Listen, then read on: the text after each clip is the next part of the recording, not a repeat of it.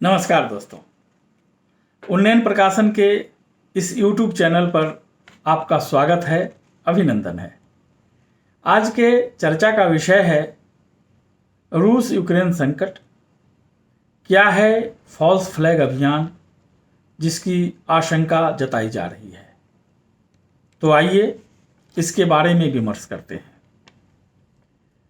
पूर्वी यूक्रेन में बढ़ते संघर्ष के बीच ब्रिटेन और अमेरिका ने संदेह जताया है कि रूस फॉल्स फ्लैग हमले की योजना बना रहा है ताकि वो आक्रमण करे और इसके लिए दूसरों पर दोष मढ़ा जा सके।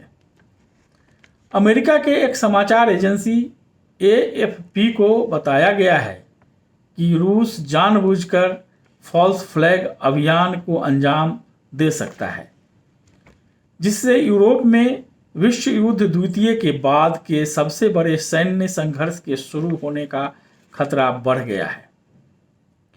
फॉल्स फ्लैग किसी ऐसी राजनीतिक या सैन्य कार्रवाई को कहा जाता है जो अपने प्रतिद्वंदियों को इसके लिए दोषी ठहराए जाने की मंशा से की जाती है। नाटो के प्रमुख जेम्स स्टोल्टनबर्ग ने म्यूनिख सुरक्षा सम्मेलन में कहा है कि सैन्य युद्धाभ्यास के नाम पर रूस जिस तरह बड़ी संख्या में सैनिकों और सैन्य साजोसामान यूक्रेन से सटी सीमा पर जमा कर रहा है, वो युद्धाभ्यास के हिसाब से कहीं अधिक है। दूसरी ओर रूस समर्थित अलगाववादी पहले ही यूक्रेन की सेना पर संदिग्ध हमले करने का आरोप लगा चुके हैं और अब एक कब्जे वाले इलाके से लोगों को निकालने की अपील कर रहे हैं। फॉल्स फ्लैग ऐसी राजनीतिक या सैन्य कार्रवाई होती है जिसके तहत जानबूझकर अप्रत्यक्ष रूप से कदम उठाए जाते हैं ताकि हमला करने की नौबत आए तो इसके लिए अपने प्रतिद्वंदियों को दोषी ठहराया जा सके।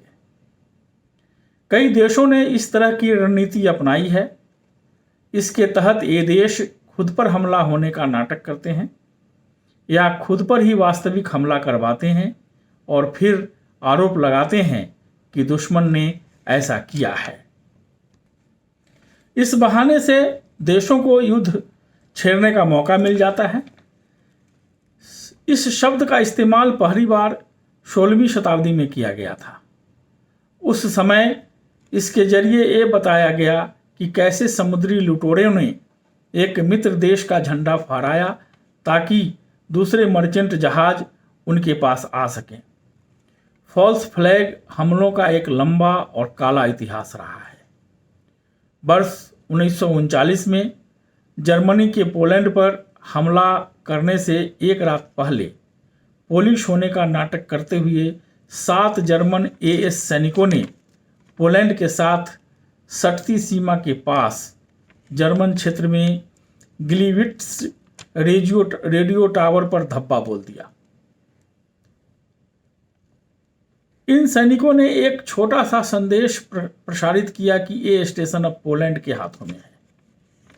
रेडियो स्टेशन में सैनिकों ने एक नागरिक के शव को पोलैंड के सैनिक की वर्दी पहनाकर वहीं रख दिया ताकि ऐसा लगे कि वो छापेमारी के दौरान मारा गया हो। एडोल्फ हिटलर ने अगले दिन पोलैंड पर हमले को सही ठहराने के लिए ग्लिविट्ज हमले और इसी तरह की अन्य घटनाओं का हवाला देते हुए एक भाषण दिया। उसी साल रूस के गांव मैनीला में गोलीबारी हो गई। ये गांव फिनलैंड की सीमा से सटा हुआ था। सोवियत संघ ने इस हमले का इस्तेमाल फिनलैंड के साथ अपने शांति समझौते को तोड़ने के लिए किया और वहीं से दोनों देशों के बीच शीतकालीन युद्ध की शुरुआत हुई। इतिहासकार अब इस निष्कर्ष पर पहुंचे हैं कि गांव में गोलीबारी फिनलैंड की सेना ने नहीं बल्कि सोवियत के NKVD राज्य सुरक्षा एजेंसियों की तरफ से की गई थी। सोवियत संघ के पहले राष्ट्रपति बोरिस येल्त्सिन ने सन 1994 में स्वीकार किया था कि शीतकालीन युद्ध सोवियत आक्रमण का युद्ध था। 2 अगस्त 1964 को वियतनामी तट से दूर टोंकिन की खाड़ी में एक अमेरिकी विध्वंसक और उत्तरी वियतनामी टॉर्पीडो जहाज़ों के बीच समुद्री युद्ध हुआ। इस युद्ध में दोनों पक्षों के जहाज़ों को नुकसान पहुंचा और उत्तरी वियतनाम के 4 लोग मारे गए।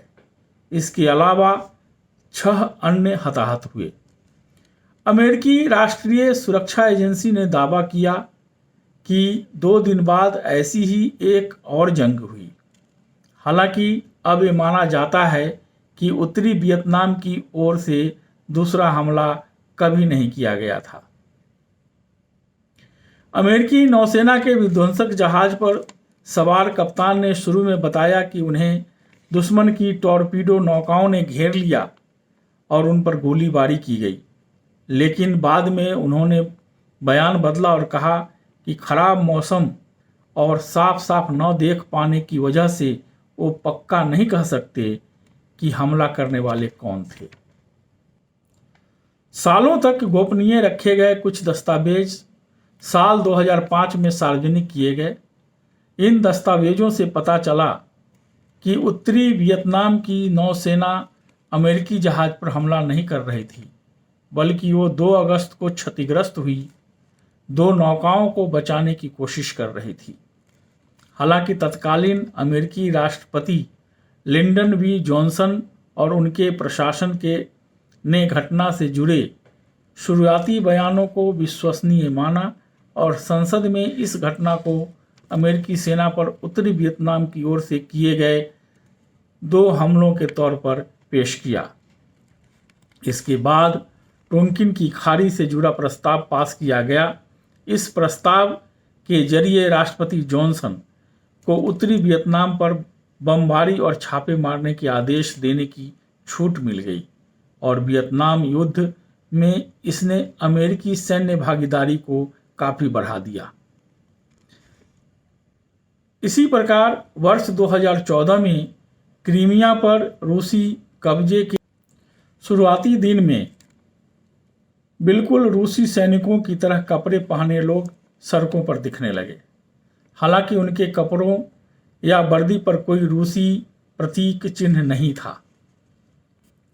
क्रेमलिन ने इस बात पर जोर दिया कि ये लोग स्थानीय आत्मरक्षा समूहों के सदस्य थे जो चाहते थे कि इस क्षेत्र को यूक्रेन के नियंत्रण से वापस लेकर रूस को दे दिया जाए। क्रेमलिन ने यह दावा भी किया कि इन लोगों ने अपने कपड़े और उपकरण दुकानों से खरीदे थे।